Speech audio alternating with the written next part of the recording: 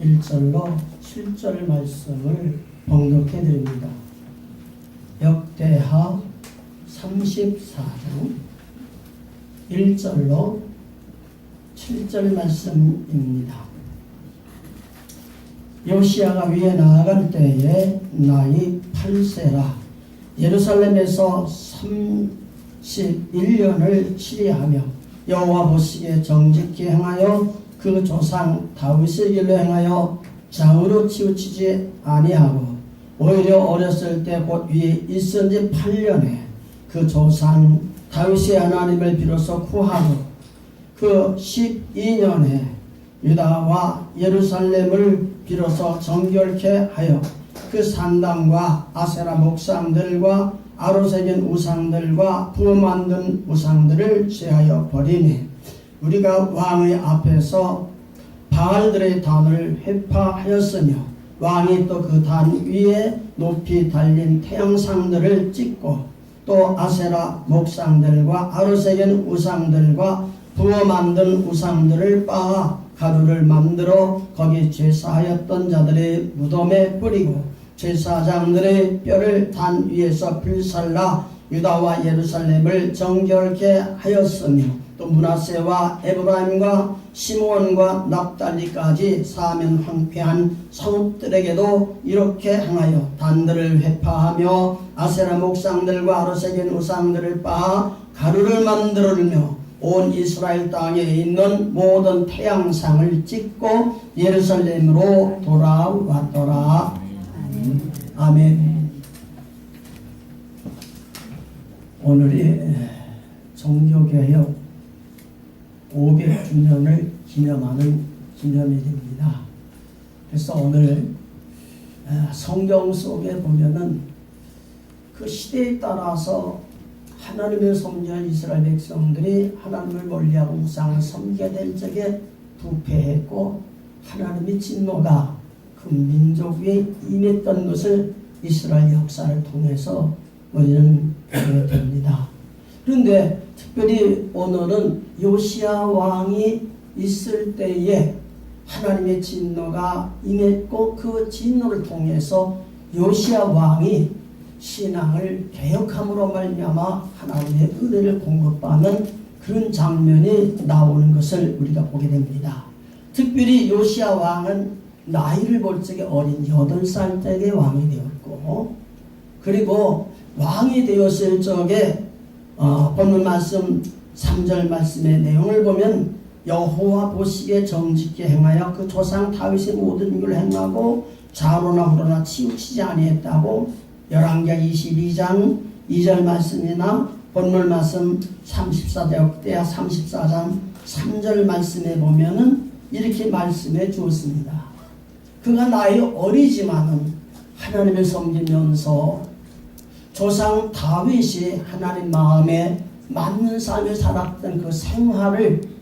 이제 생활의 목표로 삼아서 정직히 행하여서 좌로나 우로나 치우치지 아니하고 이렇게 하나님을 섬겼다고 하는 말씀의 내용은 열왕기 수많은 왕들이 있지만 이렇게 기록한 곳에서는 요시야 왕 한 사람밖에 없었다는 사실을 우리가 깨닫게 됩니다. 그래서 오늘 우리가 하나님을 섬기면서 이 요시야 왕은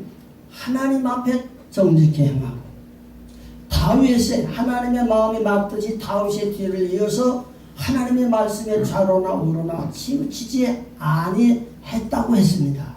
그렇지만은 그 위에 하나님께서 하나님의 진노가 그 위에 임하는 것을 열왕기하 22장 13절 말씀의 내용을 보면은 우리에게 말씀하고 계십니다. 그래서 그가 왕이 된 지 이제 4년 후에 우상을 타파하는 그런 일들을 하게 됩니다. 그래서 우상 신전을 다 허물어버리고 그것을 가루로 만들고 다 뿌려버리고 그리고 난 다음에 그가 우상을 제거한 이후에 다음에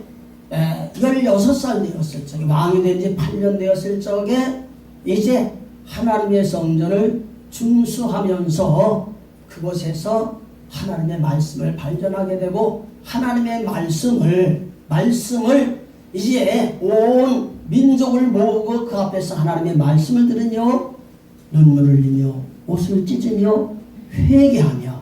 하나님의 말씀대로 살지 못했기 때문에 하나님의 진노가 임했으니 오늘 우리가 하나님의 말씀대로 살자고 언약을 세우고 하나님 뜻대로 살고자 원하는 그런 고백 속에서 민족을 개혁한 말씀이 본문 말씀 속에 나옵니다. 그러므로 오늘 우리가 하나님 섬기면서 오늘 우리가 살고 있는 시대에는 아무리 생각해 보아도 요한계시록 3장에 나오는 라오디가 교회 같은 그런 모습이 아닌가 생각이 됩니다. 왜? 라오디가 교회에는 하나님이 회개하지 아니하면 그들에게 질병을 주고 환난을 주고 자식들에게 사망을 가져다 주는 경고의 말씀이 있는데도 자기들의 신앙은 부족한 것이 없는 것 모양 생활하고 있지만 하나님께서는 덮지도 아니하고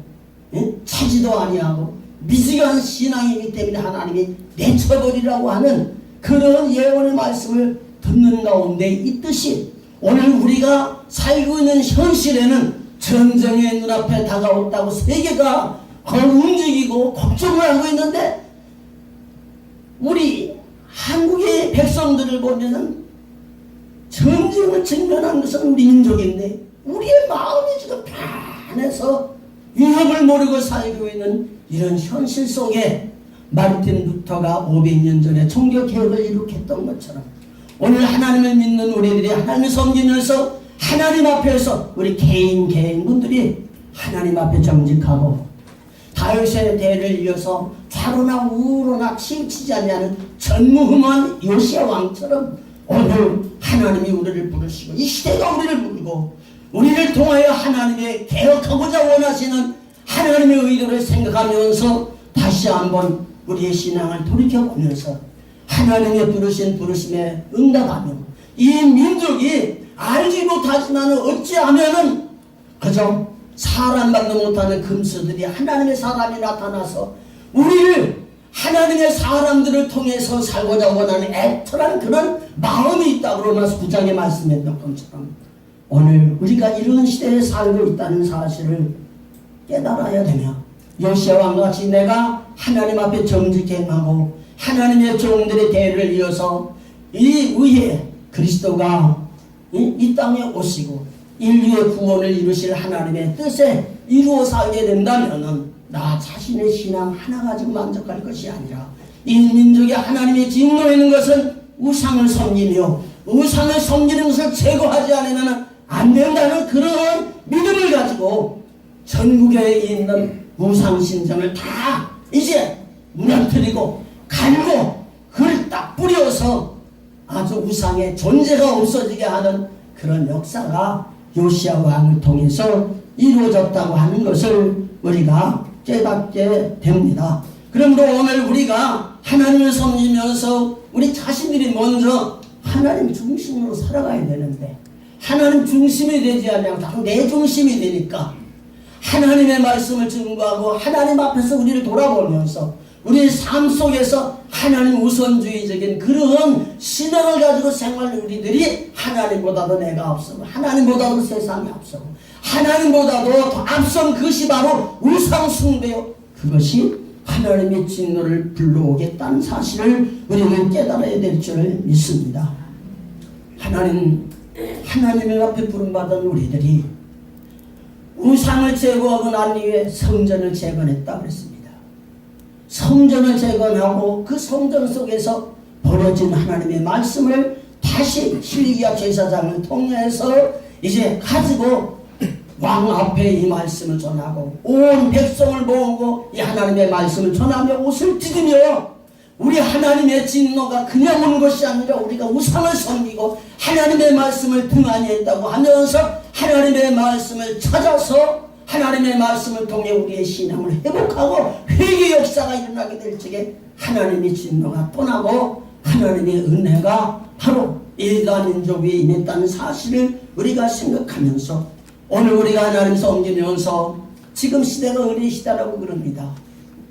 그리고 율법은 지나갔다고 말합니다. 그러나 율법이 지나는 것이 아닙니다. 율법은 항상 우리에게 살아있어야 되고 예수 그리스도의 생명을 통해서 우리에게 주신 율법의 말씀에 감화되고 감성되어서 주의 말씀이 우리의 삶에 이제 노종기가 되어서 우리의 살아가는 삶 속에 성령을 통해서 말씀을 통해서 역사하셨던 하나님이 거울을 보듯이 우리가 말씀을 통해 우리 시대를 볼 줄 알아야 되고 오늘 우리가 하나님의 말씀을 통해서 우리가 오는 진노를 나가야 되고 하나님의 구원해 주시고 축복해 주신 길을 열어나는 그런 역사가 있어야 되리라고 믿습니다. 여러분, 성전이라는 것은 우리가 모여 예배드리는 그런 장막도 될지 모르지만은 진정한 성전, 우리가 예수님을 영접하고 예수 그리스도를 모시고 그리스도를 섬기는 우리 자신들이 성전이 되어서 우리 성전 속에 감추어진 하나님의 말씀을 발견하고 우리 성전 속에 감추어진 하나님의 말씀이 우리를 교훈하고 우리 속에 감춰졌던 하나님의 말씀을 통해서 우리의 삶을 변화시키는 그런 역사가 우리에게 있어야 되리라고 분명히 믿습니다. 그러므로 오늘 우리가 주님을 섬기면서 우리 자신들이 하나님 섬기면서 어찌 보면 하나님 말씀 앞서가기도 하고 어찌 보면 하나님의 말씀 뒤에서 뒷짐지고 살기도 하고 어찌 보면 우리가 하나님을 섬기면서 우상을 섬기면서 좌우로나 치우치는 그런 삶을 살았는지 모릅니다. 아무쪼록 우리가 하나님을 섬기면서 다윗은 이런 환경 속에서 자기가 섬기는 하나님, 그 하나님이 인정하고 하나님 사랑받는 다윗의 하나님을 구했다고 역대하 34장 2절 말씀을 보면은 우리에게 말씀해 주시고 계십니다. 하나님 섬기는 우리들은 오늘 본문 말씀 요시야 왕은 역대하 34장 31절 말씀 보면 이렇게 말씀하고 있습니다. 왕이 자기 처소에 서서 여호와 앞에서 언약을 세우되 마음을 다하고 성품을 다하여 여호와를 순종하고 그 명과